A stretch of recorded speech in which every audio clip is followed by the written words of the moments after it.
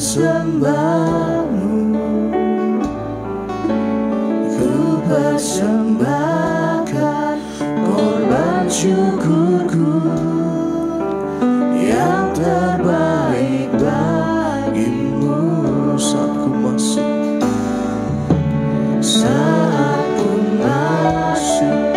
ke hadiratmu, ku bersyukur dan sembahmu, ku persembahkan korban syukurku yang terbaik bagimu. Mari bersama-sama kita bangkit berdiri. Bawa korban syukur ke tempat kudus-Mu Tuhan. Hatiku limpah dengan syukur, sebab Tuhan baik selamanya. Ku bawa korban syukur ke tempat kudus-Mu Tuhan. Hatiku limpah dengan syukur, sebab Tuhan baik. Oh, sebab Tuhan baik.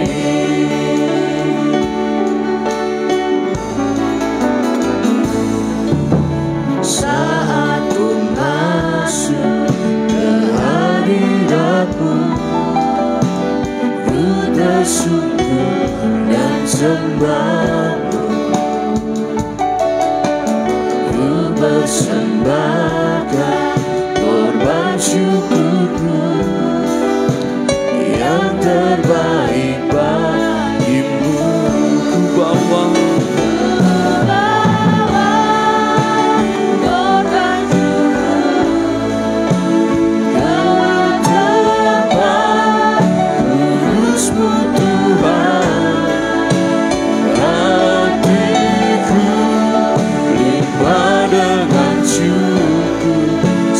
Tuhan baik selamanya.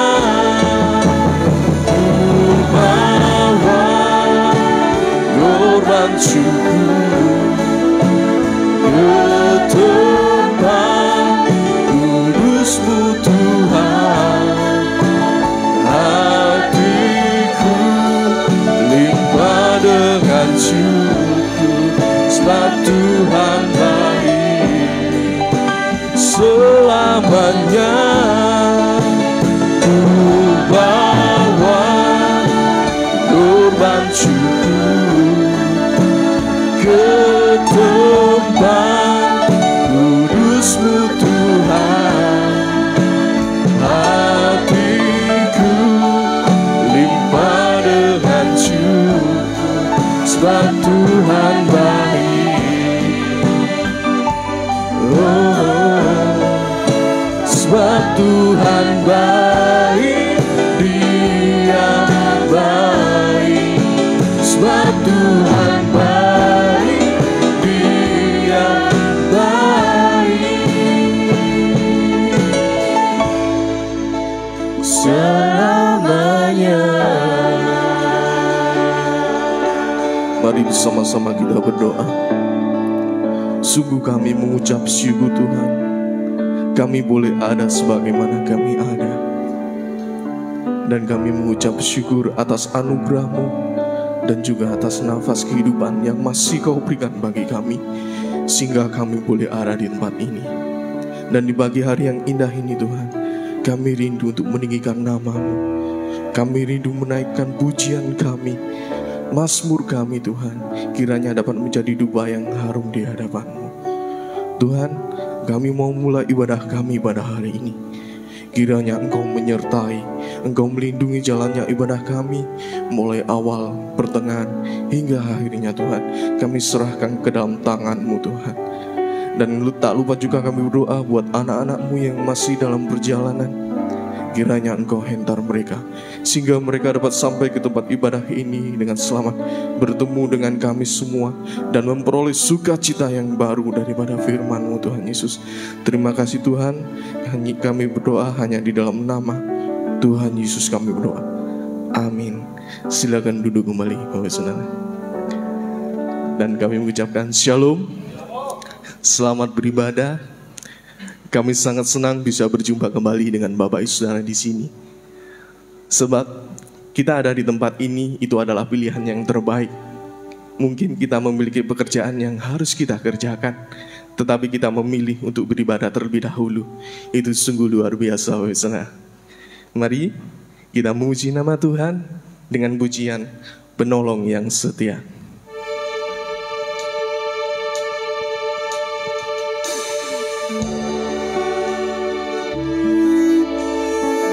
Saat kami berjalan Tuhan, kasih-Mu lah yang menerangi tiap langkah hidup kami.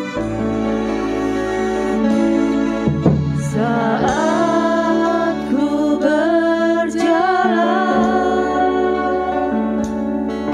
kasih-Mu menerangi langkahku. Tak ku takut, tak ku bimbang.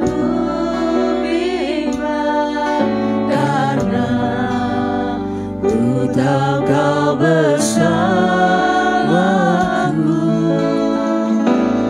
Kau lebih tahu yang terbaik bagiku, Kau lebih sanggup pulihkan hidupku.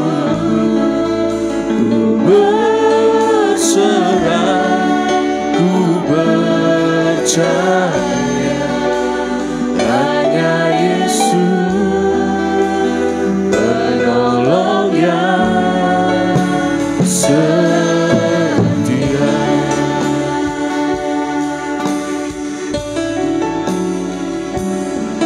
Saat ku berjalan, kasih-Mu menerangi langkahku. Tak ku bimbang, karena ku tahu Kau bersamaku.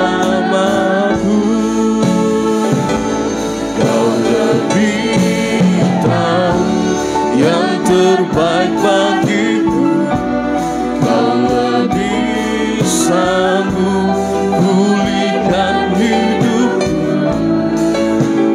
Ku berserah, ku percaya hanya Yesus penolong yang setia. Kau lebih tahu, Kau lebih tahu yang terbaik bagiku, Kau lebih sanggup pulihkan hidupku. Ku berserah, ku percaya hanya Yesus penolong yang setia. Saat ku berjalan, Saat ku berjalan, kasih-Mu lah yang menerangi tiap langkah hidup kami Tuhan. kasih-Mu menerangi langkahku. Tak ku takut, tak ku bimbang, Karena ku tahu Kau bersamaku. Kau lebih tahu yang terbaik bagiku, Kau lebih sanggup pulihkan hidupku. Ku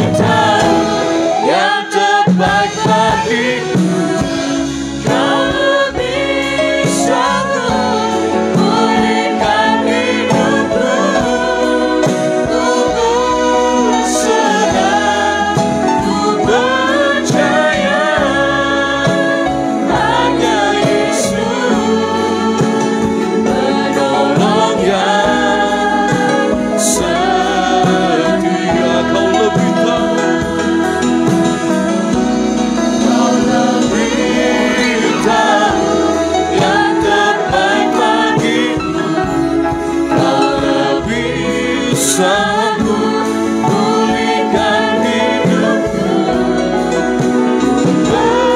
Berserah, ku percaya hanya Yesus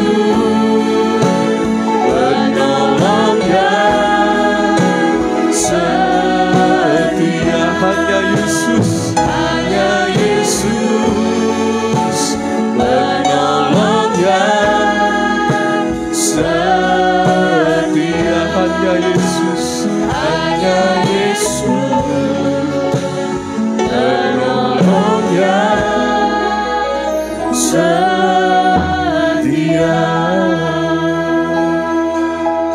Di dalam kitab Yohanes pasal yang kelima ayat yang ke-6, di situ ceritakan bahwa ada orang yang telah lama 38 tahun lamanya ia sakit.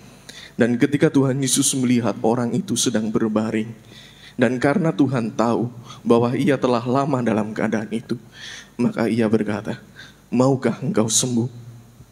Saat ini keadaan apapun kita, sesulit apapun yang kita hadapi, janganlah kita ragu, sebab Tuhan lebih tahu. Yang Tuhan minta, kita percaya kepadanya. Amin. Mari kita lanjutkan pujian kita dengan pujian sukacita. Betapa dalamnya.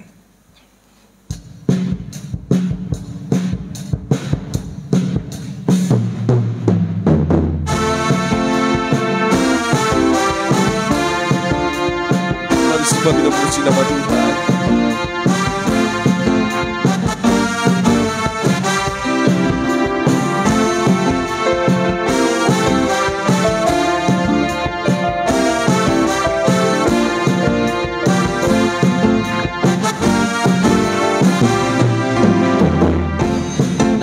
Besar kasih telah tercurah bagi dunia, karyamu, kasihmu yang mulia,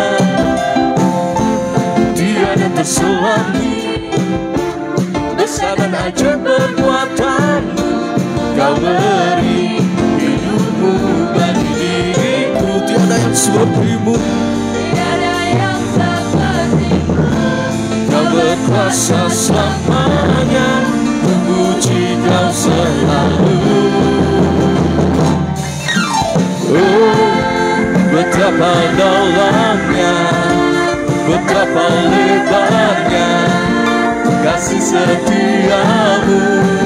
Oh, oh, oh, tiada bandingannya, tiada duanya, tiada seperti kau, Yesus Tuhanku.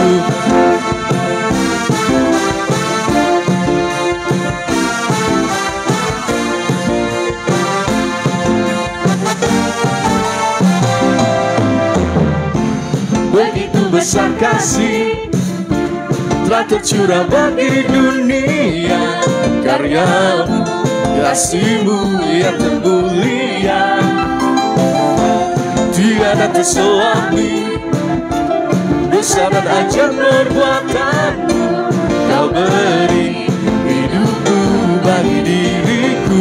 tiada yang sepertimu, Tiada yang sepertimu, kau berkuasa selamanya, memuji kau selalu.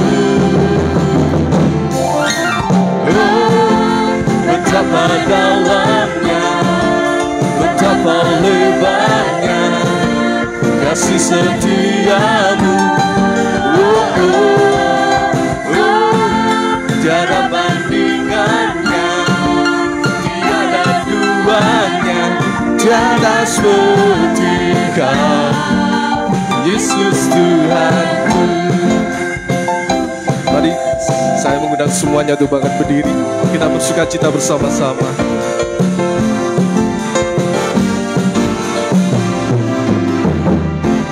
Begitu besar kasih telah tercurah bagi dunia, karyamu, kasihmu yang termulia, tiada terselami, besar dan ajaib perbuatanmu, kau beri hidupku bagi diriku. Tiada yang seperti, Tiada yang seperti berkuasa selamanya, ku puji Kau selalu. Oh, betapa dalamnya, betapa lebarnya kasih setiamu. Oh, oh, oh, tiada bandingannya, tiada duanya, tiada seperti Kau, Yesus Tuhan. Oh, betapa dalamnya, betapa lebarnya kasih setiamu.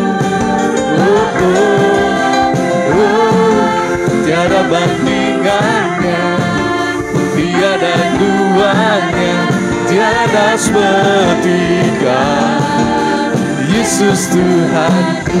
Anugerah-Mu selalu baru, Anugerah-Mu selalu baru, tiada berkesudahan.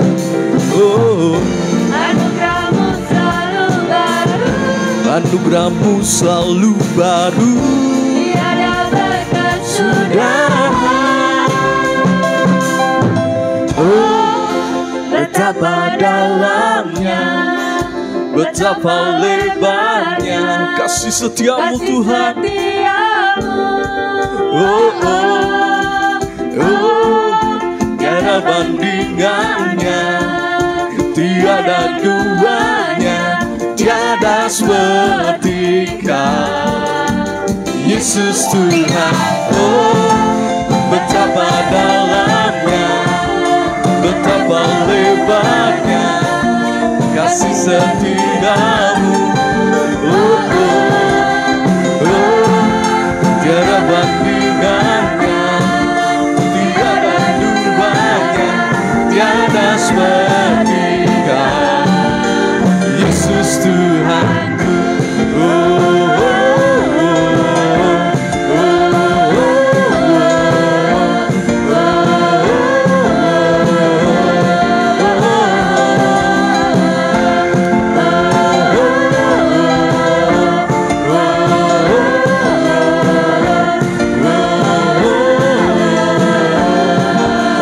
Yesus Tuhanku. Silakan duduk kembali Bapak Saudara. Mungkin Bapak Ibu Saudara memiliki kerinduan untuk bersaksi, kami beri kesempatan. Mungkin Ibu Cuci, Ibu Cucu,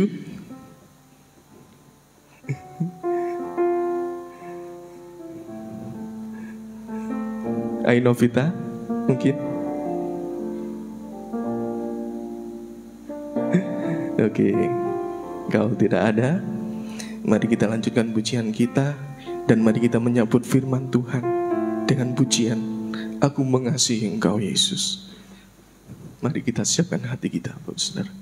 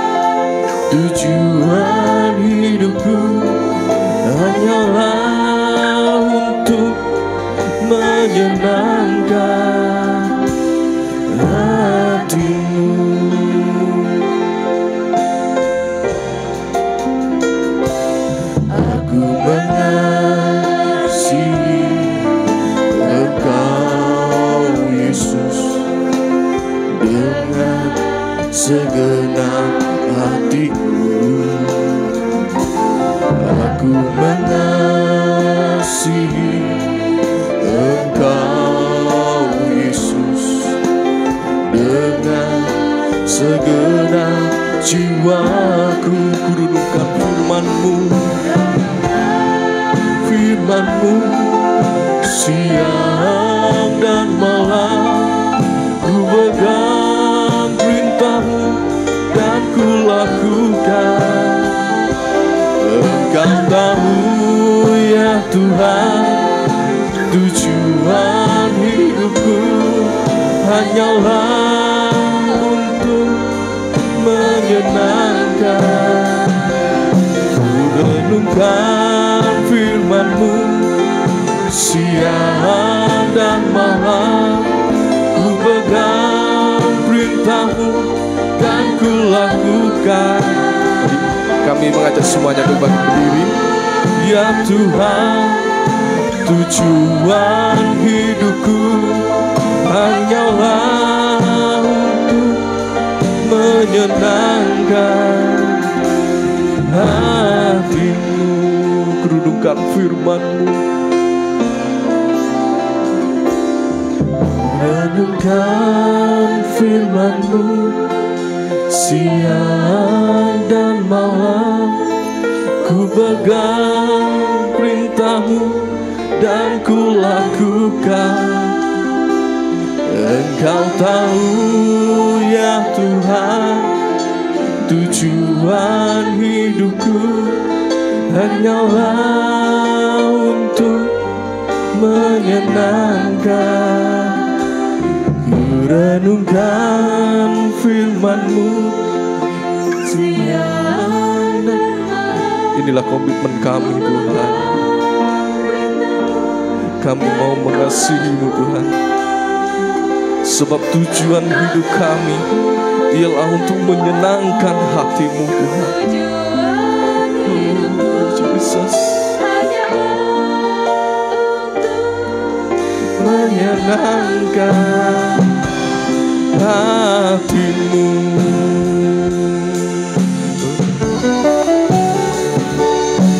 Renungkan firman-Mu siang dan malam. Ku pegang perintah-Mu dan ku lakukan. Engkau tahu ya Tuhan, tujuan hidupku hanyalah untuk menyenangkan. Ku renungkan firman-Mu. Untuk pelayanan selanjutnya saya serahkan kepada Bapak Gembala. Perintah-Mu yang ku lakukan. Engkau tahu ya Tuhan, tujuan hidupku hanyalah untuk menyenangkan hati-Mu. Renungkan firman-Mu siang dan malam. Ku pegang firman-Mu dan ku lakukan. Engkau tahu ya Tuhan, tujuan hidupku hanyalah untuk menyenangkan hati-Mu. Sesungguhnya Tuhan, apa yang kami ucapkan dalam nyanyian ini seringkali tidak kami laksanakan. Kami tidak memikirkan firman-Mu siang dan malam. Kami hanya kadang-kadang jikalau kami butuh atau dikala kami senggang.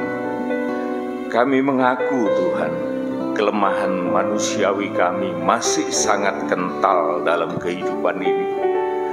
Oleh sebab itu tidak ada cara lain selain kami mohon belas kasihan-Mu Tuhan, supaya Engkau menolong kami lewat Roh-Mu yang kudus, juga lewat firman yang setiap kali sempat kami dengar. supaya rohani kami, iman kami bertumbuh, dan kami boleh menang atas segala kelemahan tubuh kami manusia ini. Engkau menghendaki kami menyenangkan hati-Mu, Tuhan, tetapi kami tidak mengerti bagaimana cara menyenangkan hati Tuhan. Kembali Tuhan, hanya firman-Mu yang akan memberikan pencerahan kepada kami, sehingga kami boleh berjalan di dalam kehendak Tuhan dan memperkenankan hati Tuhan. Itulah sebabnya pada saat ini kami datang di dalam rumah Tuhan dengan satu tujuan, untuk kami bertemu dengan Engkau lewat firman, mendapat pencerahan dari Roh-Mu yang kudus, supaya kami boleh belajar lebih mengenali Engkau, lebih mengenali kehendak-Mu, lebih mengenali diri kami untuk apa Engkau panggil, dan kami tidak tersesat di kegelapan dunia ini.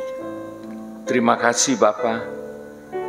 Inilah doa permohonan kami, dan biarlah sekarang saatnya Engkau akan berfirman, dan berikan kami telinga yang baik untuk mendengar, pikiran dan hati yang luas untuk menerima, supaya ibadah ini berhasil. Dalam nama Tuhan Yesus Kristus kami sudah berdoa. Amin, amin. Silakan duduk Bapak Ibu.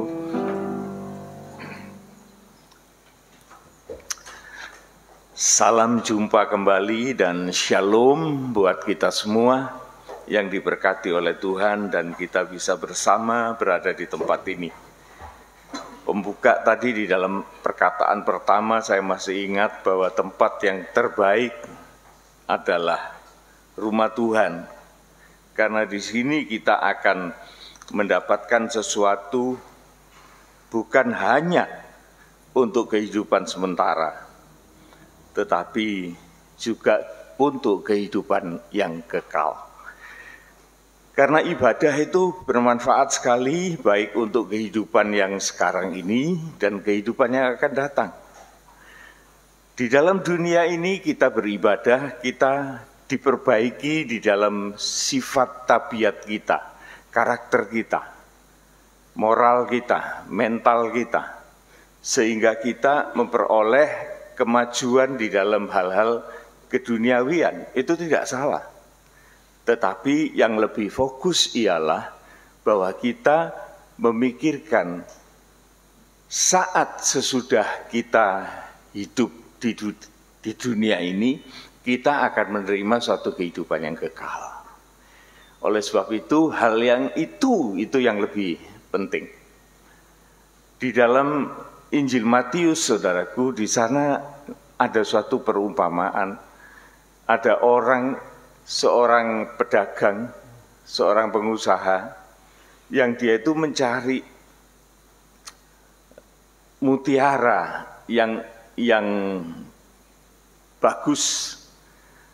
Dan setelah dia memperoleh, dia melihat ada mutiara yang bagus itu, dia kembali ke rumahnya dan dia menjual segala harta miliknya untuk dia membeli mutiara yang bagus itu.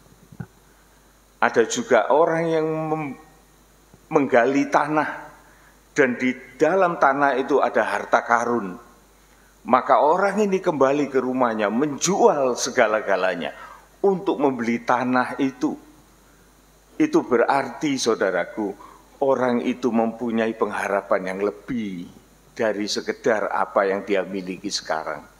Dulu waktu saya membaca ayat-ayat itu, saya selalu mengatakan, ayat ini apa sih? Masa orang itu ya disuruh kayak gini, suruh juali kabeh gini, kemudian tidak ada kerjanya. Bukan itu maksudnya, saudara. Tetapi maksud firman Tuhan itu ialah bahwa kita memprioritaskan hal-hal yang kekal, hal-hal yang surgawi, hal-hal yang rohani. Prioritaskan itu. Kalau kita prioritaskan itu, saudaraku, di dunia ini karakter kita ini diubahkan. Dan kita tidak sulit untuk cari makan, saudara. Sesungguhnya begitu. Saya punya pengalaman banyak di dalam hal ini. Dulu sewaktu saya tidak intensif di dalam gereja, karakter saya buruk sekali, saudara, buruk sekali. Apalagi diajari dari orang tua yang saya pernah ceritakan, dari seorang nenek yang buta huruf. Orang dari pedesaan lagi, yang tidak punya pendidikan. Bayangkan, seorang yang dididik oleh yang kayak gitu. Jadi sangat buruk sekali, buruk sekali. Gampang curiga terhadap orang, gampang kesinggung, gampang sakit hati. Saya ngomong begini ini bukan tanpa saksi loh, saudara. Istri saya ini saksi hidup. Pada waktu dia mulai baru mengenal saya itu, banyak kali dia itu nangis. Oleh karena sikap saya yang kasar sekali. Saya bertindak semau saya, apa yang saya anggap baik, itu saya jalankan. Dan saya sering mendendam terhadap siapapun. Itu perasaan-perasaan yang semacam itu, saudaraku, mempengaruhi aura, mempengaruhi penampilan seseorang. Sehingga di dalam pekerjaan, orang tidak suka kepada saya. Jangankan mau bekerja, mau ngomong, melihat aja sudah nggak seneng. Dan itu saya tahu. Lah, orang nggak seneng, saya juga lebih nggak seneng. Jadi artinya tidak ada kesuksesan di dalam pekerjaan. Semuanya diakhiri dengan keributan. Tidak ada pikiran untuk mau berdamai, untuk mau mengalah, untuk saling memberi, maunya meminta terus. Padahal kehidupan yang dibina oleh Tuhan ialah kehidupan yang memberi, bukan hanya meminta. Nah, ini akan dididikkan oleh firman Tuhan. Dan saya tahu bahwa pendidikan yang merestorasi sikap saya yang buruk itu, saya peroleh dari gereja. Terus terang aja. Kalau saya bersama dengan teman-teman saya dulu pada waktu saya baru masuk gereja ya, dengan kaum muda, mereka itu selalu ngomong sama istri saya ini. Ngomongnya gini, ada apa kamu kok pacaran sama arek kayak gitu? Ini, ada saksinya. Akhirnya teman-teman saya kaum muda itu setelah melihat saya bertobat, dia itu ngaku, sorry ya Yan, aku ini dulu gak seneng sama kamu. Aku pikir kamu ini orang yang gak karuan suntrungnya. Malah aku bilang sama pacarmu ini, putuskan aja. Bayangkan saudara, sampai segitunya.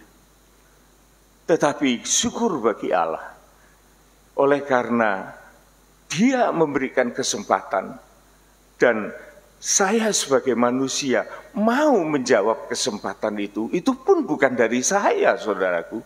Itu dari kemurahan Tuhan yang memberikan gairah. Saudara jangan kira ya, kalau saudara mau ke gereja ini maunya saudara. Enggak, saudara, enggak. Kalau enggak ada Roh Kudus, kalau tidak ada doa dari sesama, kita enggak bakalan nyampe ke gereja. Oleh karena kita ini, saudaraku, sudah mengalami suatu keadaan yang sangat hancur. Mari kita teliti, saudaraku. Apakah benar apa yang kita dengarkan ini? Kita akan membaca di dalam surat Efesus pasal yang kedua. Kita baca ayat yang pertama dan seterusnya. Efesus 2 ayat yang pertama. Semuanya adalah kasih karunia. Judulnya, perikopnya, semuanya adalah kasih karunia. Jadi apa yang kita peroleh itu sebetulnya kita itu tidak punya, saudara. Hanya kasih karunia Allah itu yang memberikan kesempatan kepada kita. Apa isinya? Kamu dahulu sudah mati karena pelanggaran-pelanggaran dan dosa-dosamu. Kita ini ini di hadapan Tuhan itu sudah divonis mati. Oleh karena dosa dan pelanggaran, kita itu kehilangan kehidupan yang kekal. Jadi jangan heran tentang kematian, saudara. Sebagai manusia, kita itu diberi naluri oleh Tuhan untuk kita ini tidak mau mati. Dan itu baik. Secara fisik, kita itu diberi pertahanan oleh Tuhan untuk menolak kematian itu.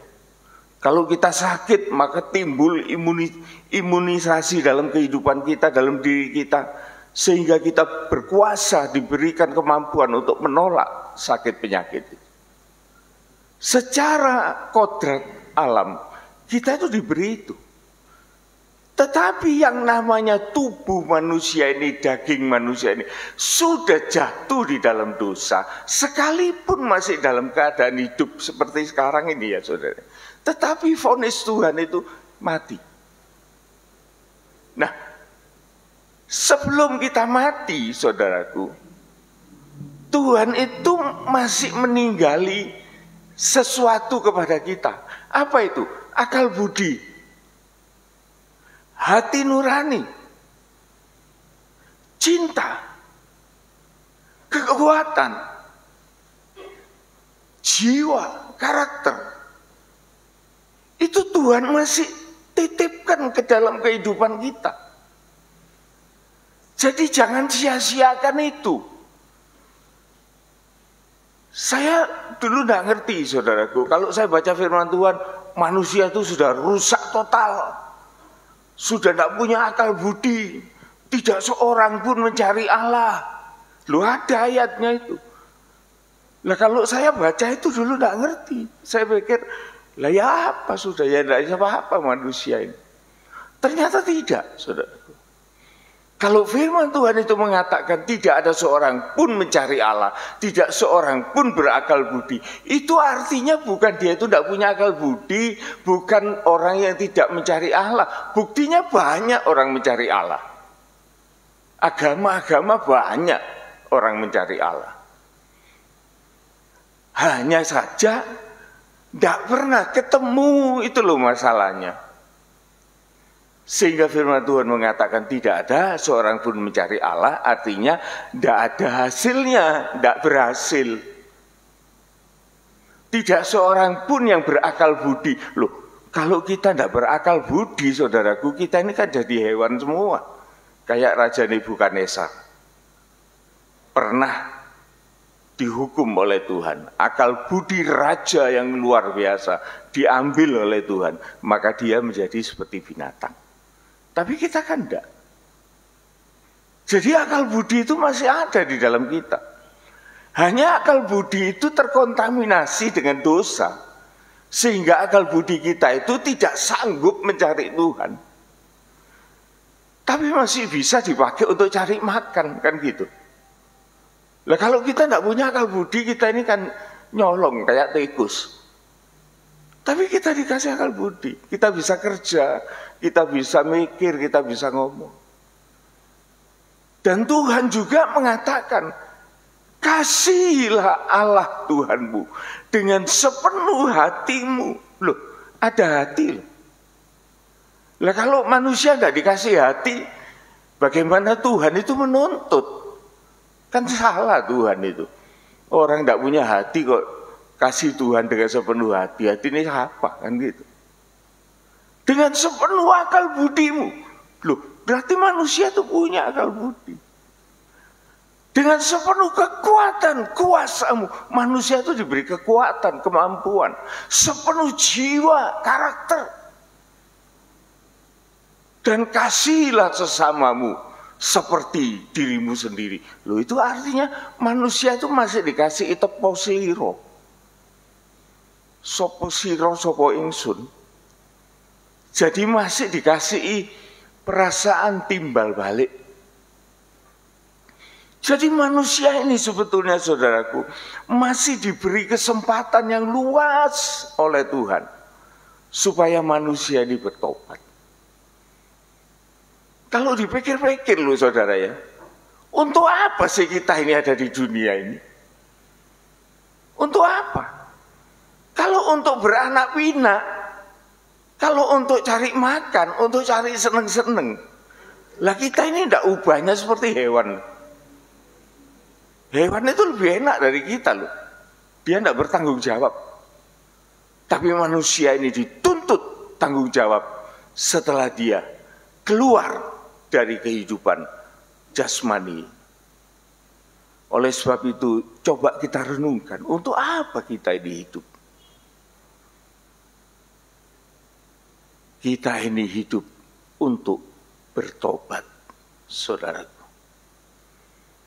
Oleh sebab itu, Tuhan itu selalu memandikan kita, menyucikan kita, menguduskan kita lewat firman-Nya, lewat Roh-Nya yang kudus, lewat kehadirannya, kasih setianya, untuk memberikan manusia yang dalam waktu singkat itu untuk dia bertobat semaksimal mungkin. Nah, kalau ini tidak dipakai, ya sudah, itu bukan salah Tuhan. Tuhan sudah memberikan segala-galanya untuk manusia ini. Supaya kita tahu saja, saudaraku, kamu dahulu sudah mati karena pelanggaran dan dosa-dosamu. Hidup kekal itu sudah diambil, itu betul. Oleh karena apa? Bukan Tuhan itu kejam, tetapi Tuhan itu justru berbelas kasihan. Kalau manusia itu kekekalannya tidak diambil, dia jadi setan, betul. Tetapi Tuhan itu mau, dia sangat menghargai manusia. Ciptaannya yang paling tinggi, yang di dalamnya itu ada sifat tabiat Allah. Oleh sebab itu Allah mau merestorasi kembali kita ini dengan segala caranya. Dan dia mau memakai kehidupan kita ini untuk bisa bermanfaat bagi kerajaan surga. Bayangkan saudara, bagi kerajaan surga, bagi sesama manusia di bumi ini, supaya kita membawa Kristus di dalam kehidupan kita. Ini yang harus kita pahami, saudaraku. Ayat yang kedua, kamu hidup di dalamnya karena kamu mengikuti jalan dunia ini. iya, Karena kamu mentaati penguasa kerajaan angkasa, yaitu roh yang sekarang sedang bekerja di antara orang-orang durhaka. kita ini saudaraku kalau tidak mendekat kepada Tuhan, maka kita ini akan menjadi milik iblis. Dan kehidupan kita ini selalu akan dibawa pengaruh roh-roh kejahatan dan durhaka di dalam dunia ini. Jadi sekarang tinggal pilihan, saudaraku. Makanya saya itu terus mengatakan manusia itu dihadapkan pilihan. Tetapi Tuhan itu menentukan kodrat. Saya ingat omongannya gubernur DKI. Hujan itu turun ke tanah. Tanah itu ngisep hujan. Itu sunatullah. Omongan itu betul, saudaraku. Betul, tidak ada salahnya. Firman Tuhan pun juga mengatakan bahwa bumi itu menyerap hujan. Omongan itu 100% amin, betul, tidak ada salahnya. Tetapi saudara tahu, manusia itu punya pilihan. Lawang tanah yang tadinya itu buat nyerap hujan, ditutup sama aspal, ditutup sama beton. Lah, akhirnya mau kemana? Kan itu kan manusia yang milih.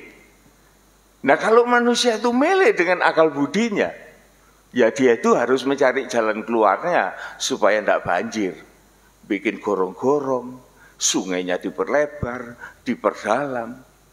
Lah baru dia itu akan mengkompensasi resiko itu. Jadi kayak gitu loh contohnya, saudaraku. Jadi Tuhan itu sudah punya hukum sendiri, tapi manusia itu suruh milih. Yang lebih hebat lagi, saudaraku, Ada cerita di dalam firman Tuhan. Pada waktu Yosua itu membawa Israel keluar dari Mesir dan masuk di dalam tanah Kanaan. Maka Yosua itu mengatakan, sekarang kamu pilih loh saudaraku, ibadah kepada Allah atau ibadah kepada berhala. Dan dia mengingatkan lagi, nenek moyangmu dulu Abraham itu tinggal di seberang sungai Efrat. Dan dia hidup bukan menyembah Allah, tapi dia hidup menyembah berhala. Tetapi oleh kasih karunia, maka nenek moyangmu Abraham itu dipindahkan ke suatu negeri yang lain, dan dia dijanjikan oleh Tuhan untuk menjadi suatu bangsa yang besar, bapak orang percaya. Dan kita ini semua orangnya. Sekarang kamu tinggal milih. Kalau kamu milih bagus, milih Tuhannya Abraham, silahkan. Kalau kamu masih milih yang berhala, silahkan. Tetapi Yosua mengatakan, tetapi aku dan seluruh keluargaku akan beribadah kepada Allah ya Abraham. Lah, kita ini selalu dihadapkan pada suatu pilihan. Pilihan ini jangan salah. Kalau pilihan itu salah, kenapa? Oleh karena kita dekat-dekat kepada iblis dan kita menjauh dari Tuhan, maka habislah kita di situ. Dan Tuhan tidak akan memakai kehidupan kita, dan kita akan menjadi orang yang terhilang, menjadi orang fasik, saudaraku. Minggu lalu kita kan sudah dengar. Menjadi orang fasik. Orang fasik itu apa sih?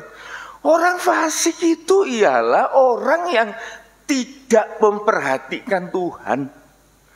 Buat apa aku ini ibadah? Buat apa aku ini minta ampun? Buat apa aku ini bertobat? Buat apa aku ini harus hidup prihatin? Lah kalau manusia itu sudah pikirannya kayak gitu, saudaraku, lah bagaimana bisa disadarkan? Oleh sebab itu jangan kita sampai kepada kefasikan itu. Ya. Kita lanjutkan Efesus ini, ayat yang keempat. Tetapi Allah yang kaya dengan rahmat, oleh karena kasih-Nya yang besar yang dilimpahkannya kepada kita, telah menghidupkan kita bersama-sama dengan Kristus, sekalipun kita telah mati oleh kesalahan-kesalahan kita. Iya. Oleh kasih karunia kamu diselamatkan. Iya. Jadi jawabannya itu kalau kita tanya mengapa Tuhan memanggil kita, lah jawabannya itu hanya kasih karunia. Tapi yang lebih penting itu untuk apa setelah kita dipanggil? Lah kalau kita tidak ngerti, ya kita harus belajar mengerti. Mendengar firman Tuhan, baru kita mengerti. Ya. Kita lompat ayat 12. Setelah kita dipanggil oleh kasih karunia, Tuhan itu mau memakai kita itu sebagai apa? Ayat yang ke-12. Bahwa waktu itu kamu tanpa Kristus tidak termasuk kewargaan Israel dan tidak mendapat bagian dalam ketentuan-ketentuan yang dijanjikan, tanpa pengharapan dan tanpa Allah di dalam dunia. Ngeri loh saudaraku. Kalau kita ini tidak berpihak atau tidak mohon pertolongan Tuhan. Oleh karena keadaan kita itu sudah kayak gitu, sudah mati, terkungkung oleh kuasa-kuasa keduniawian yang luar biasa. Dikatakan kamu juga dulu tidak kenal Kristus tanpa Kristus. Tidak termasuk kewargaan Israel secara daging. Jadi manusia yang tidak terpilih, bangsa liar yang tak terpilih. Dan tidak mendapat bagian dalam janji-janji, ketentuan-ketentuan, dan tidak punya pengharapan tanpa Allah di dalam dunia ini. Betapa malangnya kita ini dulu, saudara. Tetapi sekarang Tuhan mau memakai kehidupan kita. Tuhan mau kita melayani Dia.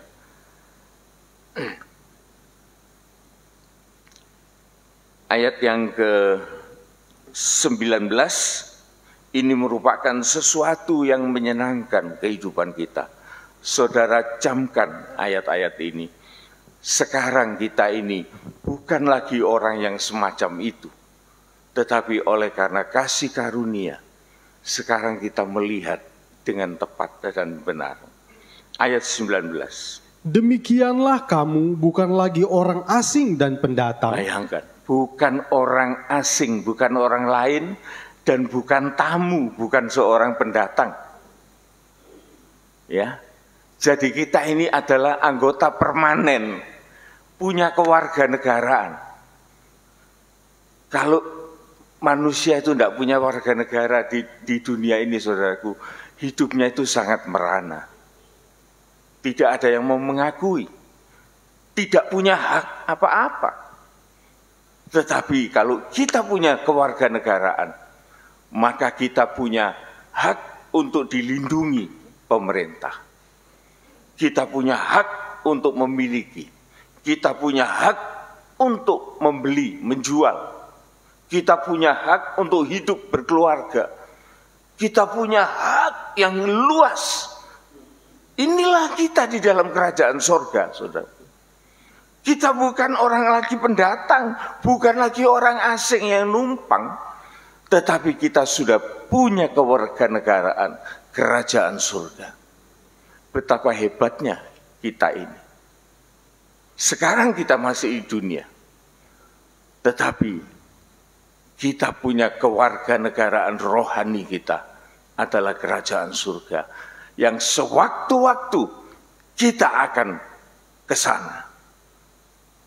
Dan ini merupakan sesuatu yang luar biasa yang kita harapkan. Jauh melebihi segala apa yang kita butuhkan di dunia ini. Ini kebahagiaan, saudara. Terus, melainkan kawan sewarga dari orang-orang kudus. Warga, saudaraku. Warga ini punya nama. Kalau orang Batak itu punya nama belakang, ada Silalahi, ada Sitanggang, ada Manurung, ada macam-macam, saudaraku. Sehingga mereka itu punya nama warga. Bukan manusia tanpa kejelasan. Kita ini hidup sebagai warga. Warganya siapa? Orang-orang yang dikuduskan.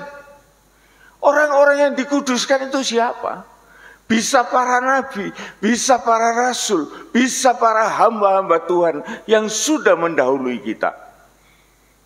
Kita mendapat mandat untuk sama seperti mereka, mempunyai warga yang sama seperti mereka. Dari orang-orang yang sudah dikuduskan mendahului kita. Terus, dan anggota-anggota keluarga Allah. Anggota keluarga Allah. Bayangkan, saudaraku, kita ini masih hidup di dunia, tetapi kita ini sudah diberikan satu janji yang pasti, bahwa di dalam kasih karunia Allah melalui Kristus Yesus yang kita percaya itu, maka kita mempunyai hak yang luar biasa yang akan kita pakai, yang akan kita gunakan saat kita sudah selesai di dunia ini. Ini yang luar biasa. Oleh sebab itu firman Allah mengatakan bahwa ibadah itu luar biasa. Bagian kedua, saya ingin memberi contoh kepada kita sekalian, saudaraku. Kita akan melihat di dalam Injil Matius pasal yang pertama.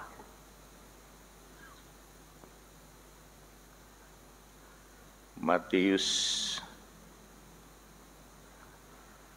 ya, kita kembali, saudaraku, pada bahan yang kita bicarakan minggu lalu, bahwa Tuhan itu mau memakai kehidupan siapapun yang mau mengimani segala apa yang dia dengar, mau percaya, mempercayakan diri kepada apa yang dia dengar, janji-janji Tuhan, maka kita akan menjadi warga kerajaan surga dan nama kita tidak akan hilang dari daftar kerajaan surga.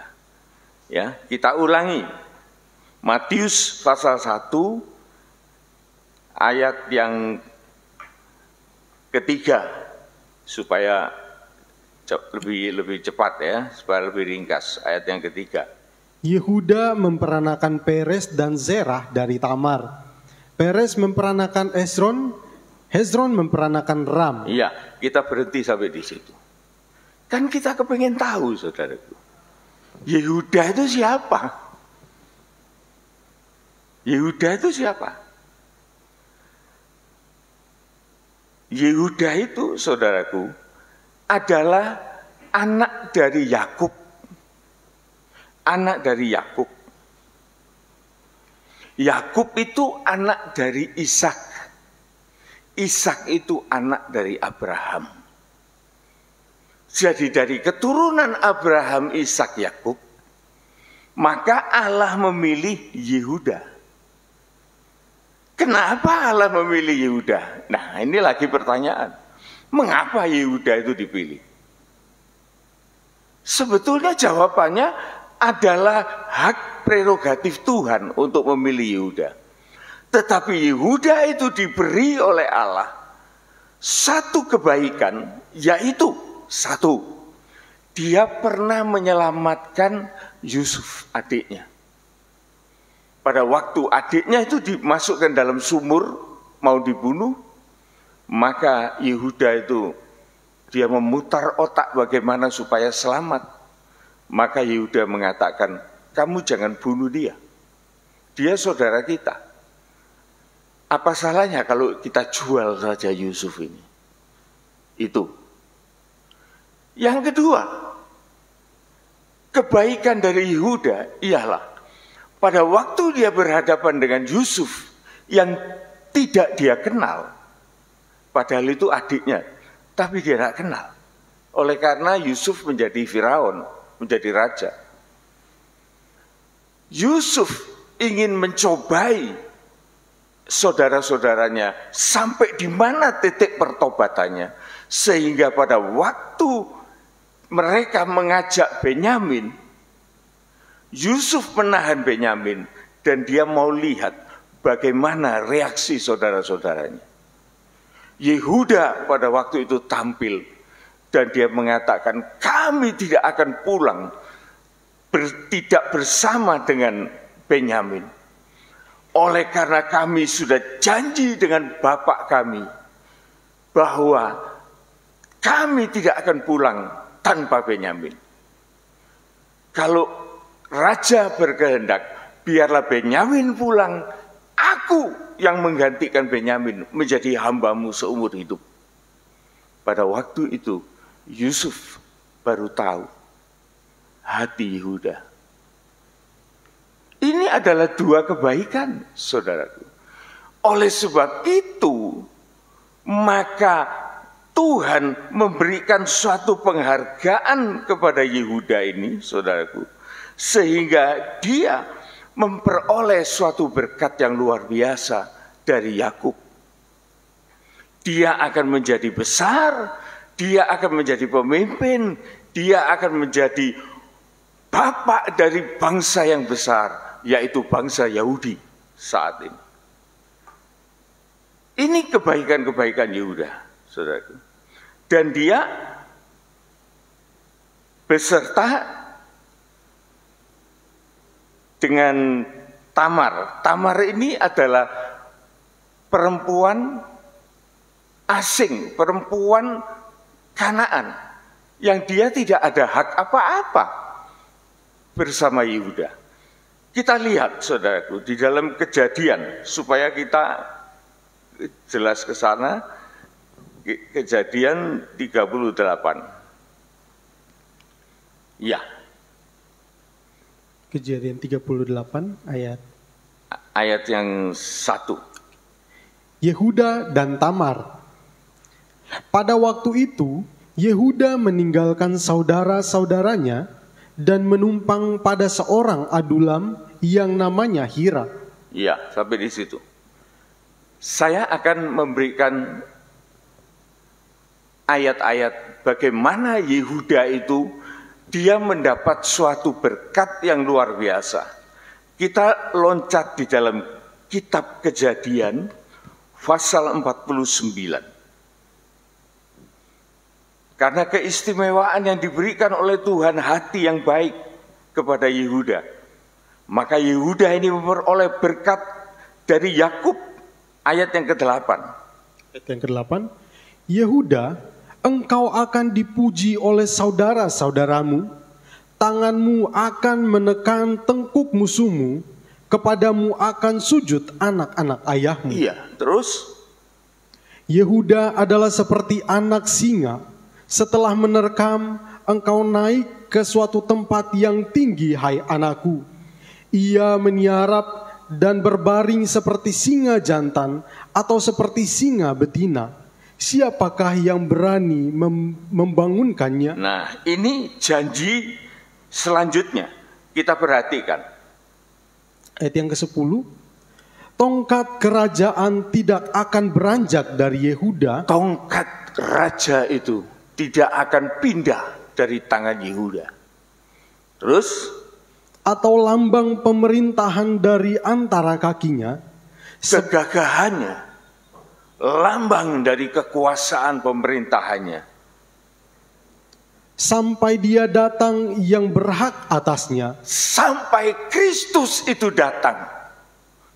Dia yang berhak atas segala janji yang diberikan kepada Yehuda. Jadi ada kesambungannya, saudaraku. Terus? Maka kepadanya akan takluk bangsa-bangsa. Iya. Berbicara tentang apa ini? Tentang Yesus. Kehadiran Yesus melalui Yehuda, tetapi menggunakan rahim dari Tamar. Kita akan melihat, saudaraku, supaya lebih jelas apa yang terjadi dengan Tamar. Mengapa dia dipilih? Itu prerogatif Tuhan. Tapi untuk apa dia dipilih? Untuk menurunkan benih Yehuda sampai kepada Yesus. Ini kodrat, ini yang tidak bisa diluruskan kalau sudah dibengkokkan, tidak bisa dibengkokkan kalau sudah diluruskan oleh Tuhan. Tinggal manusianya mau enggak.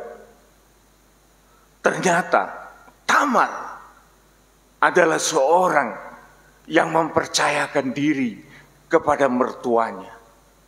Yang dia tahu bahwa mertuanya ini seorang pemimpin besar.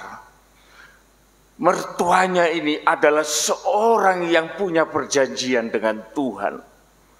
Dan dia mengawini anak dari Yehuda ini. Kita baca ayat yang kedua. Di Kejadian. Dari Kejadian tadi. Kejadian 49 ayat 38.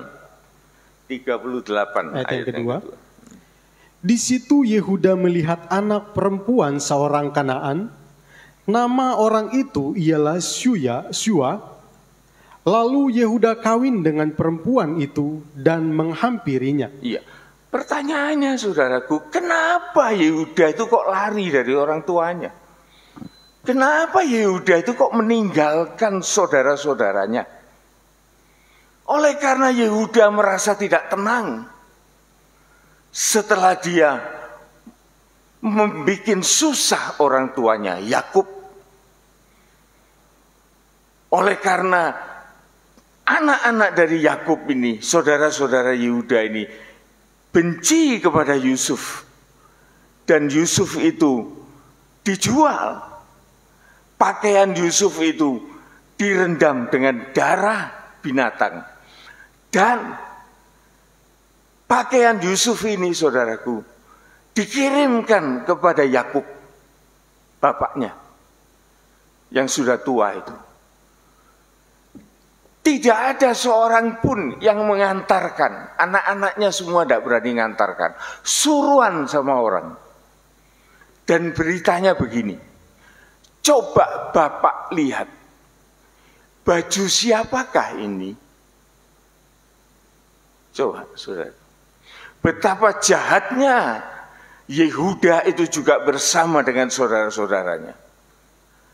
Dia mau menyiksa orang tuanya. Karena dia benci dengan orang tuanya. Kenapa? Karena orang tuanya juga pilih kasih. Dia cinta Yusuf. Tidak mencintai yang lain. Maka saudara-saudaranya ini berganti mau membuat susah orang tuanya. Dalam cerita firman Tuhan mengatakan Yakub menerima pakaian itu dan dia mengatakan, dia berasumsi dengan dirinya sendiri bahwa ini pakaian Yusuf yang betul. Dan Yusuf itu mati karena diterkam binatang buas. Padahal yang tidak ada loh yang ngomong kayak gitu. Itu Yakub sendiri yang ngomong. Dia tersiksa oleh asumsinya sendiri, tersiksa oleh perasaan sendiri, tersiksa dengan hatinya sendiri. Ini siksaan yang paling luar biasa. Orang mengatakan Yakub itu menerima hukum karma karena dia mendustai saudaranya, mendustai siapa saja gitu. Tapi sudahlah, itu jangan dibangkitkan. Tetapi yang jelas bahwa memang Yakub itu dia menerima sesuatu yang sangat memahitkan dan menyakitkan hatinya. Ini sebabnya Yehuda itu keluar dari saudara-saudaranya. Dan dia di suatu tempat yang bernama Adulam, dia bertemu dengan seorang teman yang bernama Hira, dan di sana dia menikah dengan Shua, perempuan Kanaan, dan dia memperanakkan kemudian Onan, kemudian Shelah. Jadi 3 orang anak yang dia hasilkan. Ayat yang ke-6 dari Kejadian 38. Sesudah itu, Yehuda mengambil bagi anak sulungnya, seorang istri yang bernama Tamar. Nah, ini Tamar ini mulai bergabung di dalam keluarga Yehuda. Lewat seorang anak Yehuda yang bernama Terus? Tetapi anak sulung Yehuda itu adalah jahat di mata Tuhan. Maka Tuhan membunuh dia. Jahat apa? Itu tidak diterangkan. Tetapi di dalam bahasa aslinya, kejahatan yang dilakukan oleh ini adalah kebejatan seksual.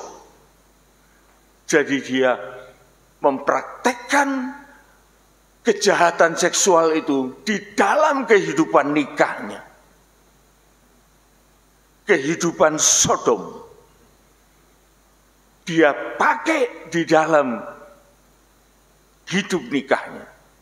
Yang seharusnya hidup nikah itu akan melahirkan keturunan yang luar biasa, tetapi oleh ini dipermainkan,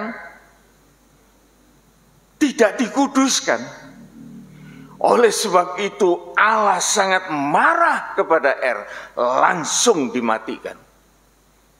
Hati-hati, para pemuda atau siapa saja yang akan masuk di dalam kehidupan nikah.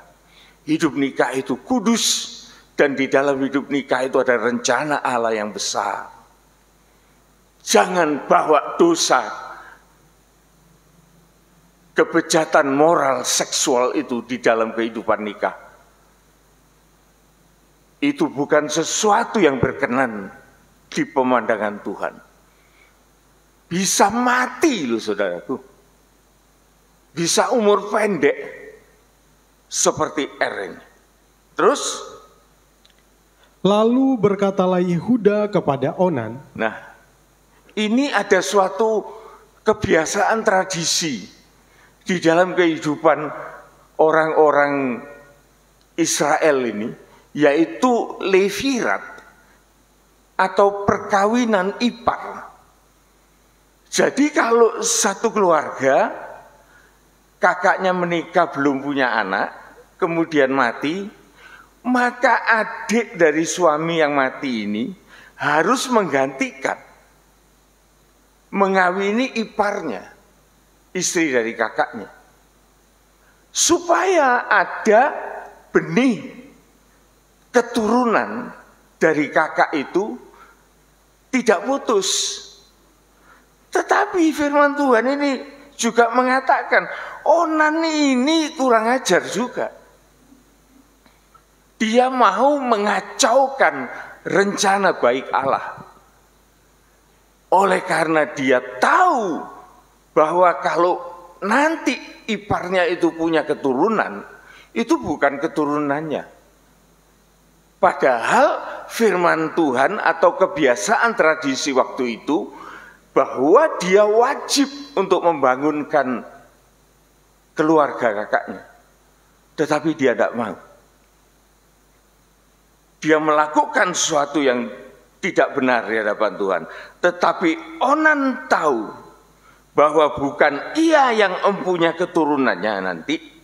Sebab itu setiap kali ia menghubungi istri kakaknya itu, ia membuang benihnya supaya ia jangan memberi keturunan kepada kakaknya. Ini tindakan yang tidak bertanggung jawab. Tindakan yang melawan perintah Tuhan. Tindakan yang melawan rencana Tuhan. Apa yang terjadi? Ayat 10. Tetapi yang dilakukannya itu adalah jahat di mata Tuhan. Iya. Maka Tuhan membunuh dia juga. Iya. Kehidupan nikah anak-anak Tuhan, saudaraku, sekali lagi saya katakan, Tuhan punya rencana di dalamnya. Jangan kita mempermainkan. Jangan kita menganggap nikah itu hanya sebagai pemuas nafsu. Tidak, Tuhan itu ingin supaya ada benih-benih rohani. Di dalam Maleakhi dikatakan, apa sih yang Tuhan harapkan di dalam pernikahan orang-orang percaya? Adalah keturunan ilahi. Itu yang Tuhan mau. Jadi kita sebagai orang tua pun juga, kita punya tanggung jawab untuk mendidik mereka. Nah, kita lihat sekarang kelanjutan ayat yang ke-11. Apa yang dilakukan oleh Yehuda pada waktu dua anaknya itu mati. Lalu berkatalah Yehuda kepada Tamar, menantunya itu, tinggallah sebagai janda di rumah ayahmu sampai anakku Shela itu besar. Sebab pikirnya jangan-jangan ia mati seperti kedua kakaknya itu. Maka pergilah Tamar dan tinggal di rumah ayahnya. Nah, saudara lihat dalam cerita ini, Yehuda itu mulai ingkar. Dia mulai tidak bertanggung jawab. Ya, padahal dia itu pemimpin. Dia melihat kedua anaknya mati. Dia pikir, wah, nanti Shela ini kalau aku berikan kepada Tamar, mati juga. Disembunyikan. Dan dia mengatakan kepada Tamar, kamu pergi aja. Shela ini belum cukup umur untuk menjadi suamimu. Kamu pergi saja menjadi seorang janda di rumah bapakmu. Artinya apa? Yehuda ini tidak mau bertanggung jawab, saudaraku. Dia membiarkan Tamar itu terkatung-katung hidupnya. Tidak tentu kapan dia itu akan diurus. Dia seorang wanita lemah, dimarginalkan, disisihkan, dipojokkan. Hanya diberi suatu janji, tetapi tidak punya kepastian. Yang pasti adalah Yehuda berbohong kepada Tamar. Ini yang perlu diingat, saudara. Itu kan pilihan, saudara. Tetapi Allah itu punya garis yang tidak bisa dibantah. Dengan cara apapun juga, maka rencana Tuhan itu harus berhasil. Ya. Coba kita baca ayat yang ke-12. Setelah beberapa lama matilah Syua istri Yehuda.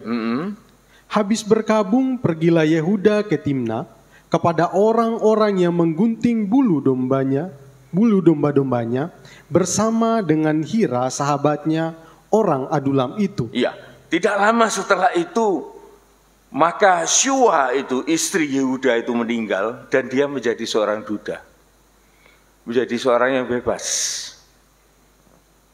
Menjadi seorang duda.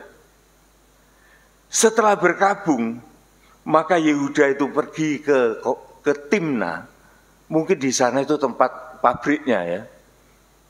Peternakannya.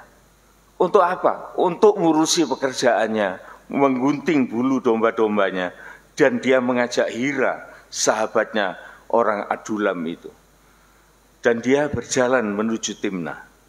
Sampai di sini saudaraku, hendaknya kita berpikir secara kudus. Kita jangan berpikir yang macam-macam. Apa yang terjadi dalam hal ini? Ayat 13. Ketika dikabarkan kepada Tamar mendengar kabar itu, bahwa mertuanya akan masuk kota Timna, dan dia tahu dia akan lewat di mana. Terus, Bapa mertuamu sedang di jalan ke Timna untuk menggunting bulu domba-dombanya. iya, Maka ditanggalkannyalah pakaian kejandaannya, ia bertelekung dan berselubung, lalu pergi duduk di pintu masuk ke Naim yang di jalan ke Timna. Karena dilihatnya bahwa Sela telah menjadi besar, dan ia tidak berikan juga kepada Sela itu untuk menjadi istrinya. diulangi lagi ini saudara. Jadi kita diingatkan lagi. Sebab Yehuda itu curang. Seharusnya dia memberikan Sela anaknya itu untuk menjadi istri, menjadi suami Tamar. Tetapi Tamar tahu bahwa mertuanya ini ingkar. Tetapi Tamar juga tahu bahwa dia mempunyai tugas untuk membangkitkan keturunan Yehuda. Imannya itu saudaraku, mendorong dia untuk melakukan sesuatu yang pada zaman itu saudaraku, itu masih bisa dibenarkan. Ingat, jadi kalau kita membaca firman Tuhan, jangan kita mikir kondisi zaman sekarang, tidak cocok. Tapi kondisi zaman dulu, ya memang begitu. Levirat itu ialah keluarga yang paling dekat kepada almarhum. Dia itu yang wajib untuk mengambil perempuan itu menjadi istrinya. Dalam hal ini siapa yang terdekat? Ya Yehuda. Tetapi seharusnya Yehuda itu memenuhi kewajibannya memberikan Sela. Tetapi karena Yehuda itu ingkar, maka Yehuda itu yang harus menggantikan. Tetapi orang ingkar kan gak mau jalan, saudaraku. Maka Tamar pada waktu dia mendengar Yehuda itu akan lewat menuju Timna, maka Tamar itu dia mau merendahkan dirinya sedemikian rupa. Dia dari seorang yang beratribut janda, dia merubah menjadi atribut seorang pelacur. Dan dia menunggu di perjalanan mertuanya itu. Dan dia berlagak sebagai seorang pelacur. Ayat 15. Ketika Yehuda melihat dia, Yehuda melihat menantunya tapi tidak tahu karena pakai atribut-atribut sebagai seorang pelacur. Terus Disangkanyalah dia seorang perempuan sundal karena ia menutupi mukanya.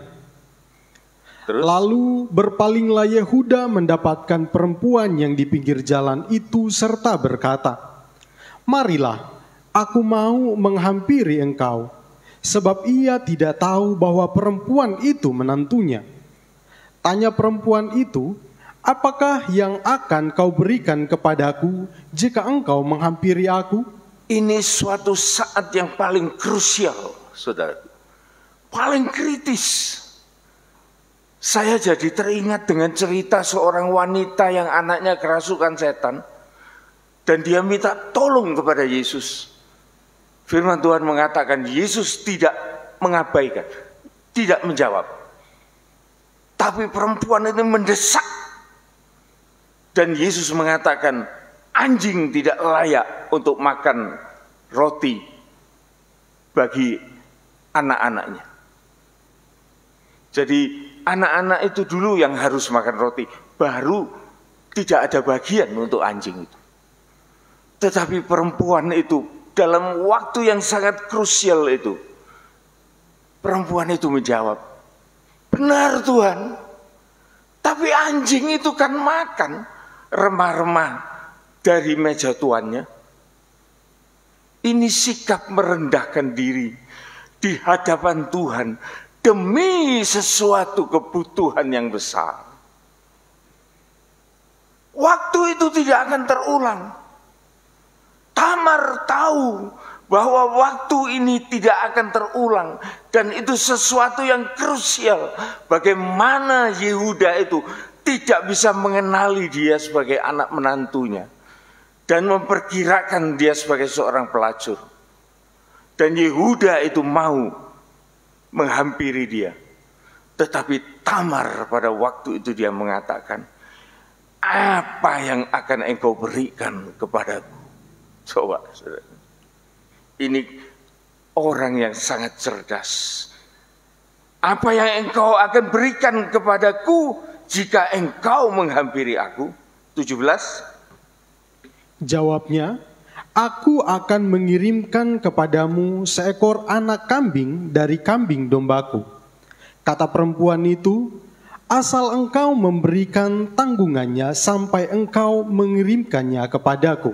Dijanjikan untuk membayar dengan seekor anak kambing. Tapi kan saat itu kan tidak bawa anak kambing.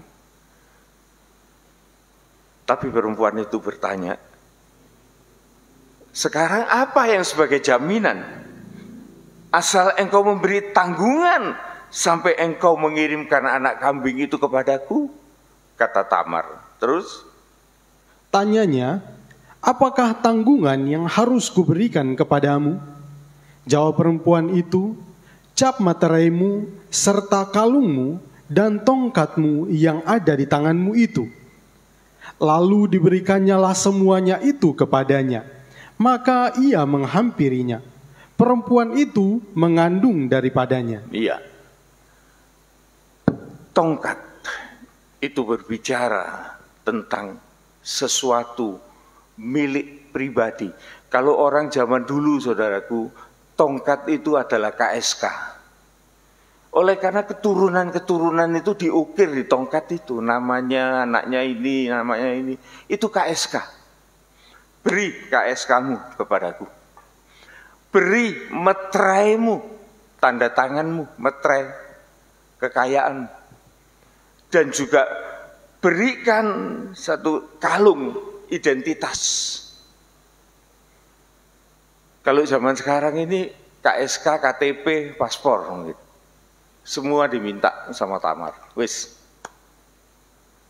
Nah, setelah Tamar menerima itu, dan Tamar juga sudah menerima benih dari Yehuda yang memang digariskan oleh Tuhan, maka Tamar menghilang, kembali kepada orang tuanya, dan dia kembali kepada atribut seorang janda.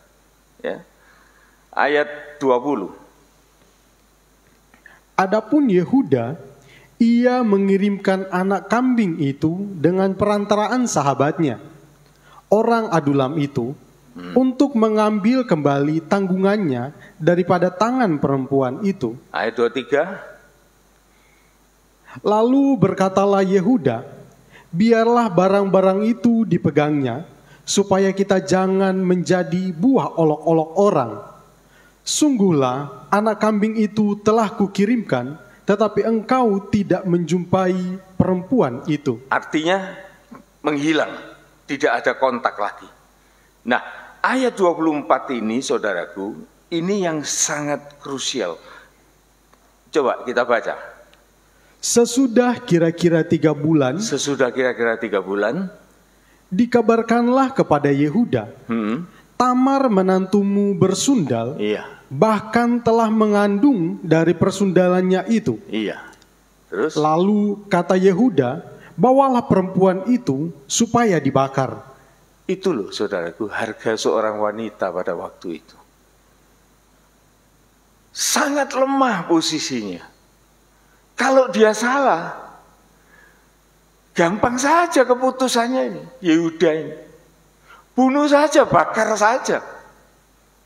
Karena dia melacur. Dia sendiri tidak merasa bersalah. Karena dia tidak tahu. Tidak dosa.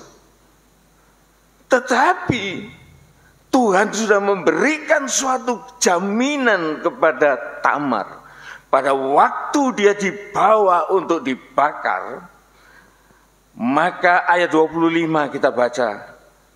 Waktu dibawa, perempuan itu menyuruh orang kepada mertuanya mengatakan, dari laki-laki yang empunya barang-barang inilah aku mengandung. Juga dikatakannya, periksalah siapa yang empunya cap materai serta kalung dan tongkat ini.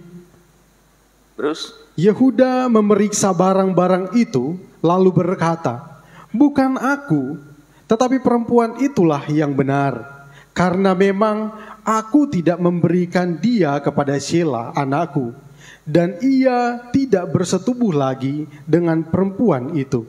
Dari kejadian ini saudaraku, kita bisa melihat bagaimana Yehuda itu, dia mau melakukan sesuatu yang jahat kepada Tamar. Tetapi Tamar terlindung dengan barang-barang yang sudah diberikan sebagai jaminan. Maka dia menunjukkan jaminan itu kepada Yehuda. Pada waktu Yehuda melihat barang-barang itu, dia mengatakan, bukan aku yang benar, tapi perempuan itu yang benar. Karena apa? Karena aku tidak memberikan Shelah kepada dia. Akhirnya dia menyesal. Dia mengakui. Dan dia merasa malu kepada menantunya. Dan dia tidak menghampiri lagi menantunya itu. Tetapi dalam kehendak Tuhan, Tamar itu melanjutkan rencana Allah untuk menurunkan Peres yang nanti akan menjadi nenek moyang Yesus. Saudara, di dalam cerita ini saudaraku, kita bisa memetik manfaat bahwa orang yang berharap kepada Allah, sekalipun dia tadinya tidak punya bagian, sekalipun dia itu orang kafir tanpa Allah, tidak ada janji apa-apa kepada dia, tetapi dia mau mendekatkan diri. Dia berharap untuk menjadi sesuatu bagi Allah. Sebagaimana Tamar ini, sekalipun dia disia-siakan sedemikian rupa, tetapi telinganya tetap mendengarkan apa yang terjadi tentang Yehuda.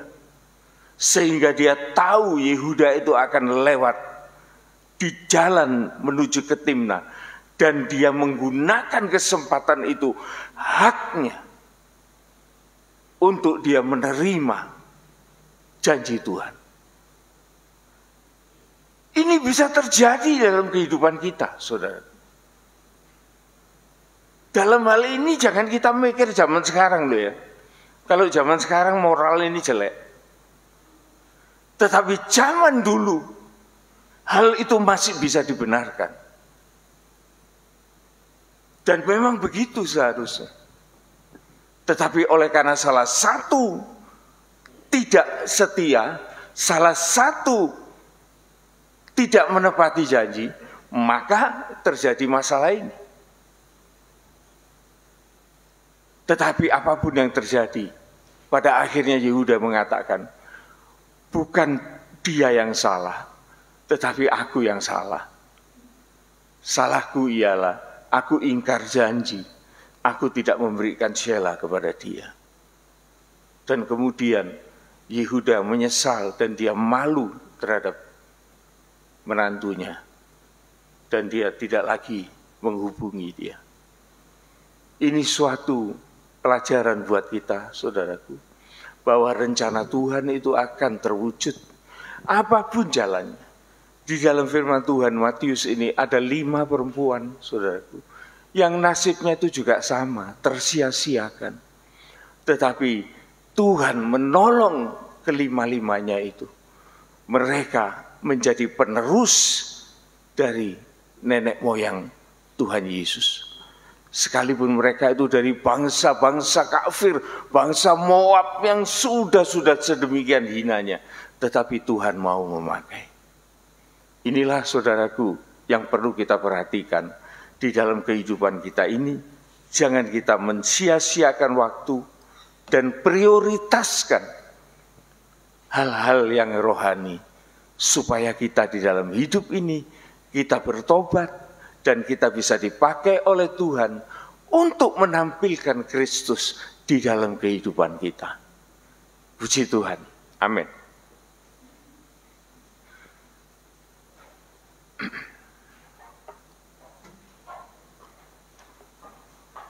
Kita akan menyanyikan sebuah nyanyian dari nyanyian rohani nomor 3. Ku bersyukur padamu. Nyanyian ini sedikit agak sulit, tetapi kita belajar, ya.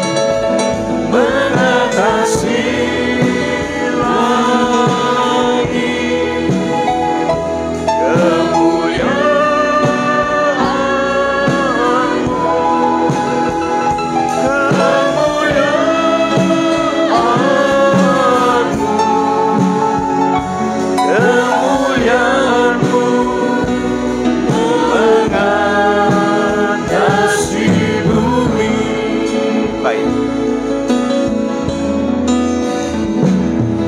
Bersyukur padamu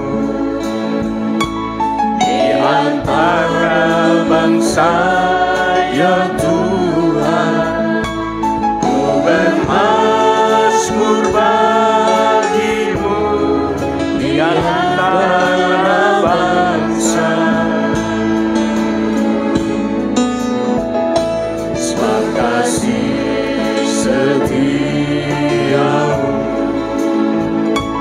besar sampai ke langit, kebenaranmu sampai ke awan-awan.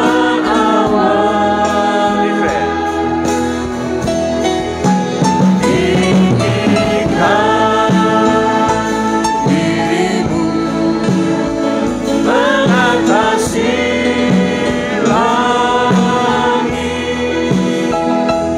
kemuliaan-Mu mengatasi bumi. Tinggikan dirimu mengatasi langit, kemuliaan-Mu,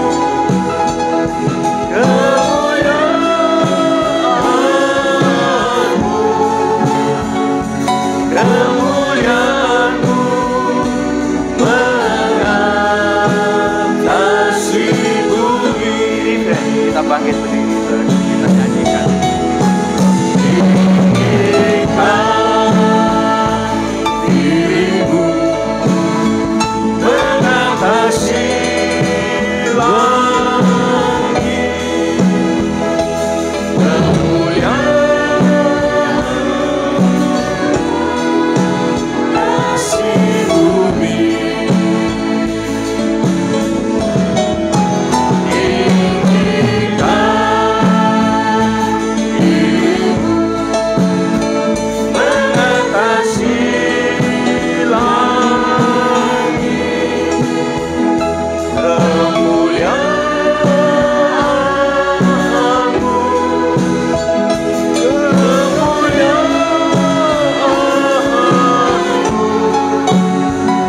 kemuliaan-Mu, kemuliaan-Mu, mengatasi bumi.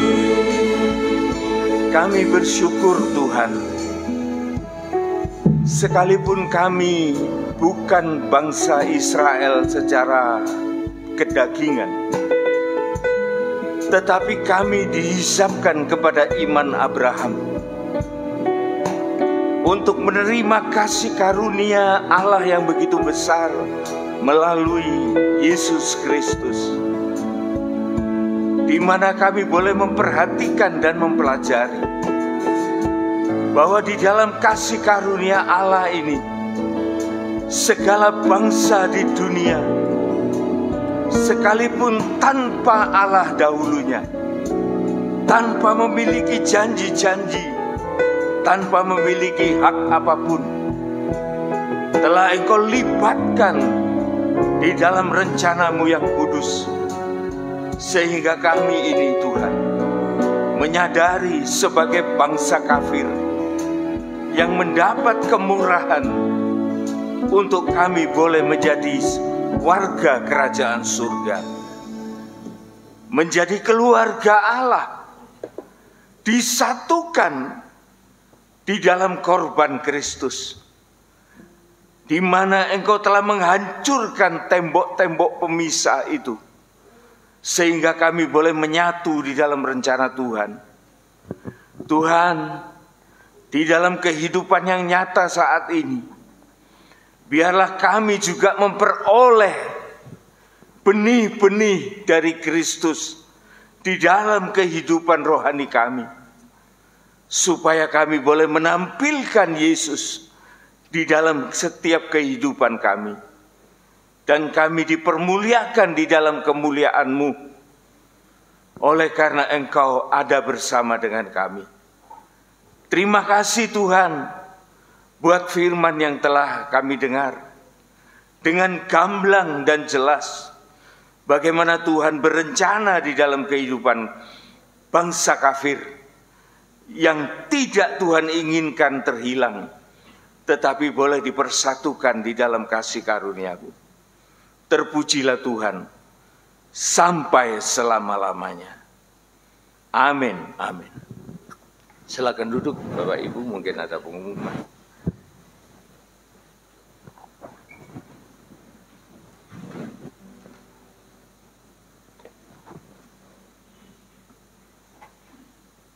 Sebentar Bapak Ibu Saudara sekalian, saya akan membacakan pengumuman kita untuk 1 minggu ke depan. Seperti biasa ibadah kita berjalan seperti hari ini, 1 kali di dalam 1 minggu. Untuk ibadah PA, ibadah kaum muda, dan ibadah sekolah minggu masih berjalan secara online. Namun walaupun berjalan secara online, kiranya Bapak Ibu Saudara tetap setia untuk menyaksikan ibadah-ibadah yang kita putuskan bersama-sama. Dan juga saya berterima kasih bagi Bapak Ibu Saudara yang selalu setia, yang selalu semangat untuk mendengarkan dan menyaksikan ibadah, baik di tempat ini ataupun yang menyaksikan secara online. Tuhan Yesus memberkati kita, Tuhan Yesus menyertai kita semua. Namun bagi Bapak Ibu mungkin yang mengalami kelemahan fisik atau mungkin kurang fit, boleh saja menyaksikan secara online, tidak mengapa. Namun jikalau Bapak Ibu merasa Bapak Ibu Saudara dalam keadaan sehat, fit, monggo bersama-sama dengan kita beribadah di tempat ini. Pengumuman yang kedua yang akan saya bagikan bagi Bapak Ibu Saudara, setelah ibadah kita ada latihan paduan suara bagi sidang jemaat GPT Lumajang, ataupun jikalau mungkin ada sidang jemaat GPT Jatiroto, nanti saya umumkan juga di Jatiroto jikalau ibadah di sana. Jadi nanti setelah ibadah kita nanti ada latihan paduan suara untuk Jumat Agung dan Paskah ya untuk Jumat Agung dan Paskah. Jadi nanti ada 2 lagu yang akan kita pelajari bersama-sama. Nanti saya mohon untuk Bapak Ibu semuanya boleh berpartisipasi di dalam paduan suara ini. Pengumuman ketiga yang akan saya bagikan bagi kita semua, nanti jam 11 ada Zoom meeting untuk anak-anak sekolah minggu jam 11. Jadi bagi Bapak Ibu yang memiliki anak-anaknya boleh dibimbing untuk boleh mengikuti ibadah secara Zoom meeting. Dan yang kedua, yang terakhir yang akan saya bagikan bagi kita semua, ada permintaan bantuan doa untuk Bapak Antonio Bukasa Immanuel yang akan operasi besok Senin tanggal 21 Maret 2022 di Rumah Sakit Wijaya Kusuma. Dokternya adalah Dr. Hendra. Nanti kita akan doakan bersama-sama dibimbing oleh Bapak Gembala kita. Dan yang terakhir, kami sekeluarga sidang jemaat GPT Lumajang dan Jatiroto menyampaikan turut berbelasungkawa untuk mami dari Bu Novita. Kiranya Tuhan memberikan kekuatan dan kemampuan dan kesabaran serta keikhlasan, karena seluruh yang terbaik yang Tuhan lakukan adalah yang terbaik bagi kehidupan kita. Demikian pengumuman yang saya bagikan bagi kita semua. Tuhan Yesus memberkati kita. Oh ya, maaf, minggu depan ada tamu dari Surabaya dan Bapak Ibu Saudara boleh datang ke tempat ini untuk kita boleh diberkati oleh firman Tuhan. Demikian pengumuman yang saya bagikan bagi kita semua. Tuhan Yesus memberkati. Saya undang kita semua bangkit berdiri bersama-sama. Saya akan meminta Bapak Gembala kita untuk bawakan kita dalam doa berkat.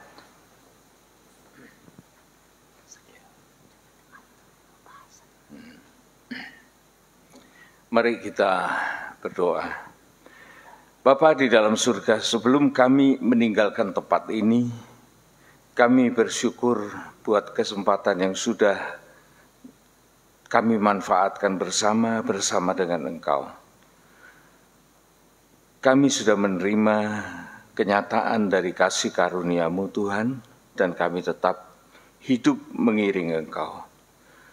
Namun saat ini kami sebelum meninggalkan tempat ini, kami berdoa untuk Bapak Antonio yang besok akan dioperasi di Rumah Sakit Wijaya Kusuma jam 7 pagi. Tuhan, apapun yang harus dijalankan oleh Bapak ini dan keluarganya, kami percaya bahwa Engkau tidak pernah meninggalkannya dan Engkau menyertainya.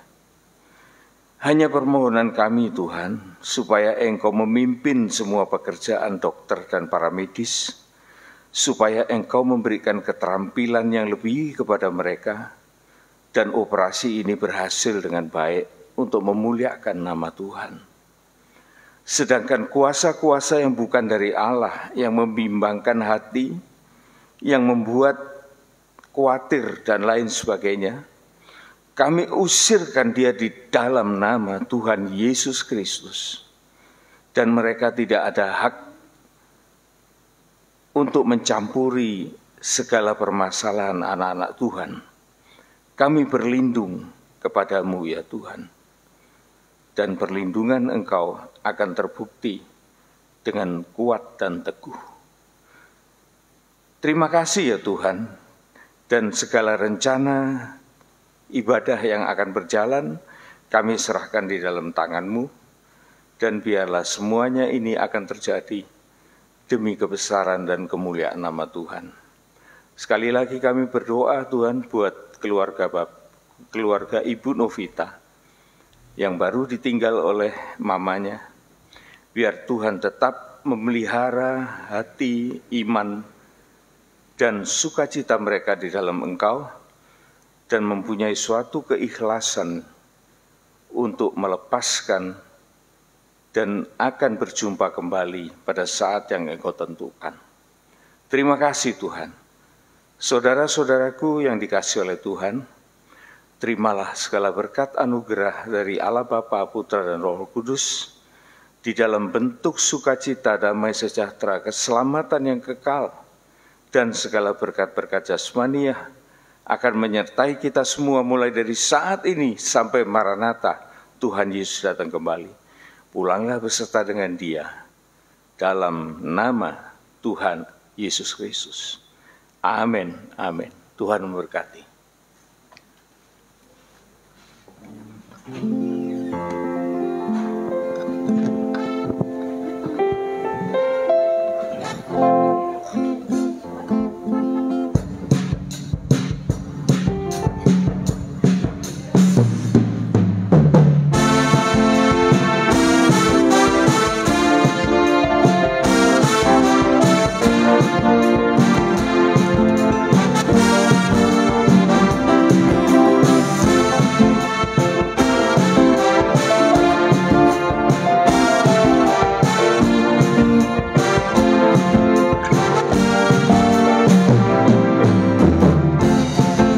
Besar kasih telah tercurah bagi dunia, karya-Mu, kasih-Mu yang termulia.